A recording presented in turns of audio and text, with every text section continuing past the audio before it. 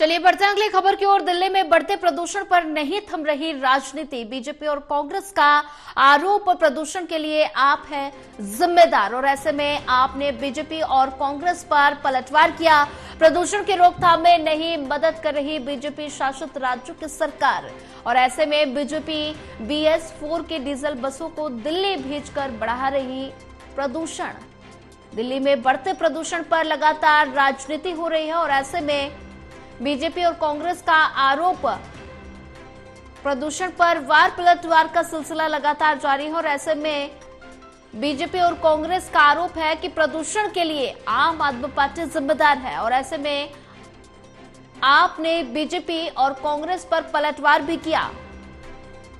कहा कि प्रदूषण के रोकथाम में नहीं मिल रही मदद, और बीजेपी शासित राज्यों की सरकार है और कोई मदद नहीं मिल पा रही है। बीजेपी BS4 की डीजल बसों को दिल्ली भेजकर प्रदूषण बढ़ा रही है।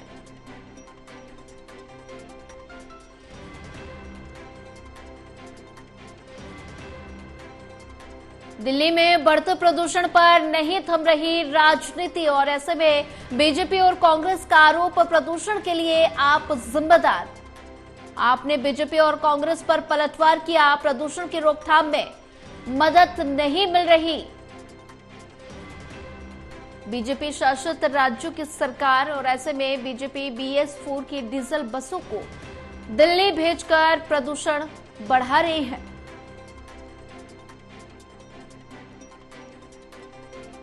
दिल्ली में बढ़ते प्रदूषण पर नहीं थम रही राजनीति।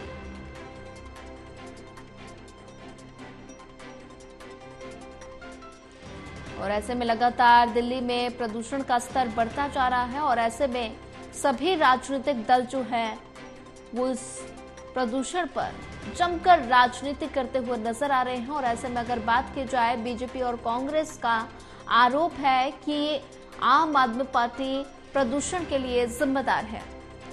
और वहीं इसी खबर पर ज्यादा जानकारी साझा करने के लिए हमारे साथ विशाल सिंह जुड़ चुके हैं। विशाल, दिल्ली में लगातार प्रदूषण का कहर बढ़ता जा रहा है, और बढ़ते प्रदूषण पर राजनीति जो है वो थमने का नाम नहीं ले रही है। ऐसे में भारतीय जनता पार्टी और कांग्रेस की तरफ से आम आदमी पार्टी को जमकर घेरा जा रहा है, और ऐसे में कहा कि आम आदमी पार्टी इस पूरे प्रदूषण पर आम आदमी पार्टी जिम्मेदार है।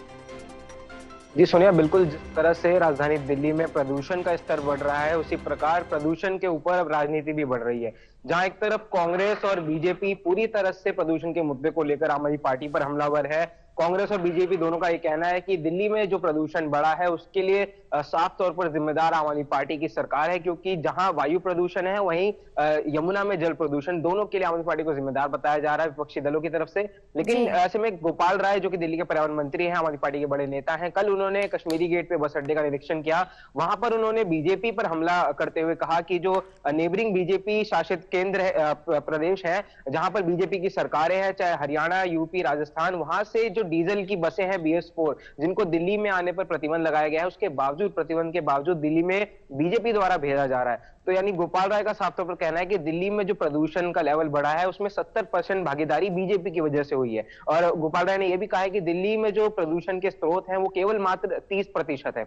यानी हमारी पार्टी इसका आरोप, प्रदूषण का आरोप बीजेपी पर मढ़ रही है, बीजेपी और कांग्रेस का हमारी पार्टी पर मढ़ रही है। लेकिन ऐसे में बीच में फंसी है तो दिल्ली की जनता, क्योंकि जनता को इसका कोई समाधान नहीं मिल रहा, केवल राजनीति ही देखने को मिल रही है। जी विशाल सिंह, अगर बात की जाए तो सभी राजनीतिक दल में वार पलटवार का सिलसिला लगातार जारी है। अगर बात की जाए तो आम आदमी पार्टी ने भारतीय जनता पार्टी और कांग्रेस पर भी पलटवार किया, और ऐसे में कांग्रेस की तरफ से, भारतीय जनता पार्टी की तरफ से कोई प्रतिक्रिया?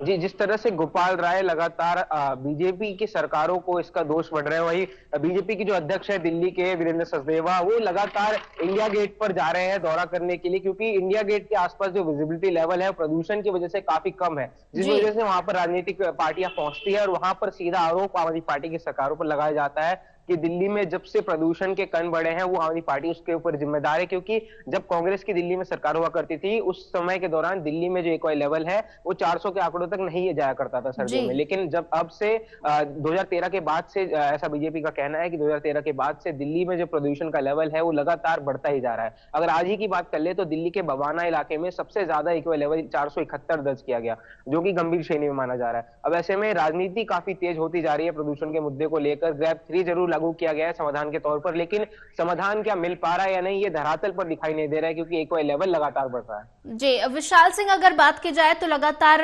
प्रदूषण का स्तर बढ़ता जा रहा है और ऐसे में इस पर राजनीति भी खूब जमकर हो रही है। अगर बात की जाए तो दिल्ली में अभी हाल ही में विधानसभा चुनाव है और ऐसे में विधानसभा चुनाव पर क्या प्रदूषण के मुद्दे का असर देखने को मिलेगा?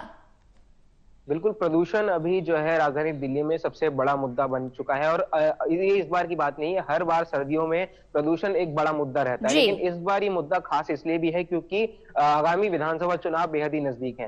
तो विधानसभा चुनाव में जाहिर है कि यहाँ पर प्रदूषण के मुद्दे को लेकर विपक्षी दल जो है हमारी पार्टी को घेरती हुई नजर आएंगी, और जनता के बीच भी जो विपक्षी दल है वो इसी मुद्दे को लेकर उछालते हुए पहुंच रही है कि दिल्ली में प्रदूषण की वजह जो है हमारी पार्टी की सरकार है। यमुना नदी में आप लोग छठ नहीं मना पाते क्योंकि हमारी पार्टी सरकार ने दावे किए थे यमुना की सफाई होगी, मगर सफाई नहीं हुई। तो ये बड़ा मुद्दा प्रदूषण का जो है दिल्ली के विधानसभा चुनाव में भी देखने को मिलेगा। जी विशाल सिंह, ज्यादा जानकारी साझा करने के लिए आपका धन्यवाद।